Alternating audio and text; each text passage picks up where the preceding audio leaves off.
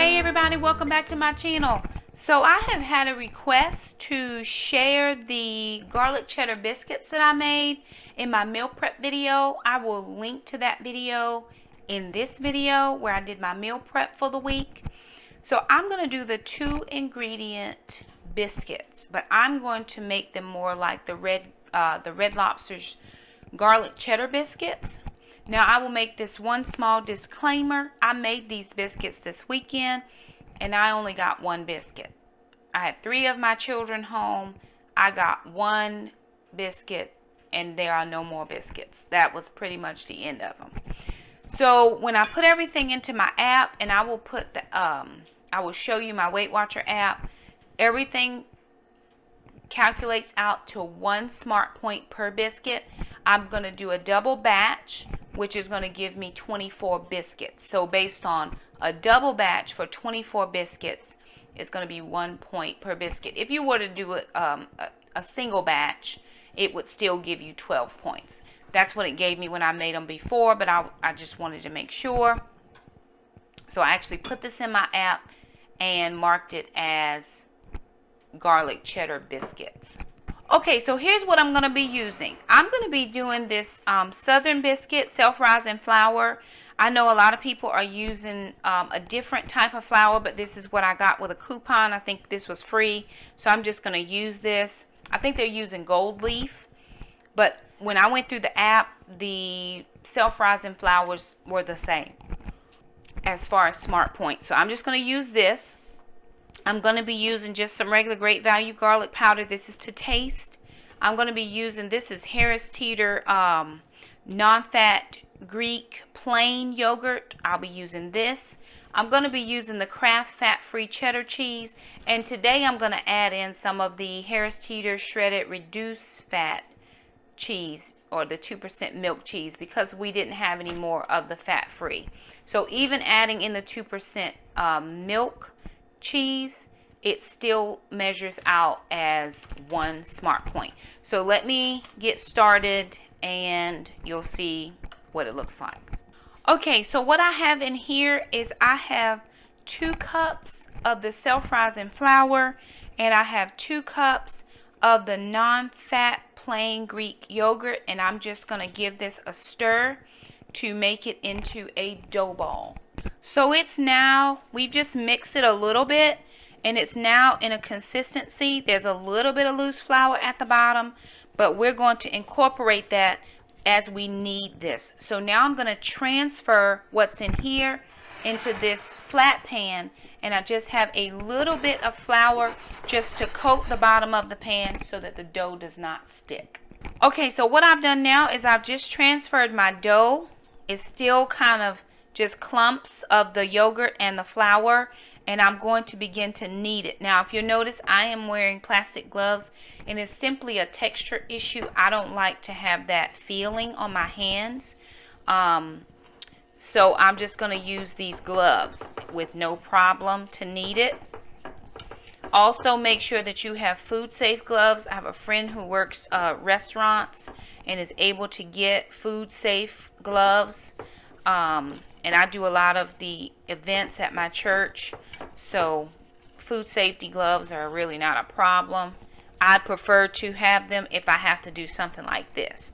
So if you can tell, it's very pliable, but you don't want to overwork your dough because you're still going to have to add in your garlic and your cheese. So I'm making a well in the middle of my bread or my dough, and then I'm going to add some things. Okay, so what I've done, I'm going to try to move this cheese around a little bit. Underneath here, I've added in my garlic. You can't really see it. But if I had to guesstimate, because I did not measure the garlic, it's maybe about a teaspoon, maybe a little bit more. It's really to your tasting. Then I put in 1/4 cup of the fat-free cheese and 1/4 cup of the 2% milk cheese. And so that's just adding together to be a 1/2 cup of cheese. Now I'm going to just knead this together, and remember, my goal is to get 24 biscuits out of this dough, or at least 24. If I get more, great. If I don't, then I'm going to have to readjust it in my tracker for how many I was able to get, which may readjust my points. So as you begin to knead it, it's going to begin to distribute that cheese and that garlic throughout the entire dough. And again, just be really careful about over kneading, which is something you don't want to do.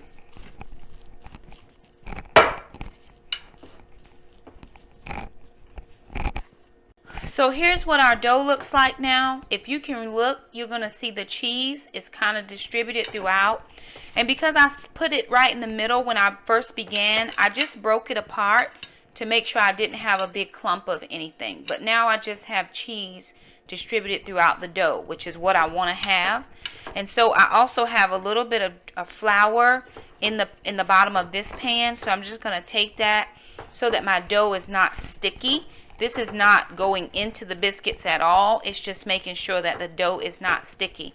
And now I'm going to pull apart and roll out 24 biscuits. Okay, everybody, so here's what we have. We have 24. I was able to get 24, and they're all pretty uniform. One of the things you want to do is make sure that your balls are, your dough balls, when you pinch. I pinch mine. If you have a pastry cutter, you could cut out 24. You can roll it out and then press it out with the jar. My grandmother pinched her dough, so I just am a dough pincher. But make sure they're relatively about the same diameter. That way they'll cook evenly. You don't want some of the smaller ones cooking and the larger ones being undone in the middle. I'm going to put these in a 350 degree oven for about 10 minutes, and then I'm going to check them at 10 minutes. One of the things that we did do was we sprayed the pan simply because when you do regular biscuits, you use shortening, and there's, shortening is like fat or lard, and so it's just going to coat your pan. In this, we only used the yogurt, so there wasn't any like lard. That's how my grandmother did it anyway. So we just greased the pan just so the biscuits wouldn't stick. But we're going to put these in a 350 degree preheated oven for about 10 minutes, and then we'll check them and let you see what it looks like. Okay, everybody, after about 15 minutes, we put these on for 10 minutes originally, and they were not done under the bottom. So we put the timer back on for 5 more minutes, and this is what they look like underneath the bottom. We sprayed the pan to make sure that the bottoms were getting done.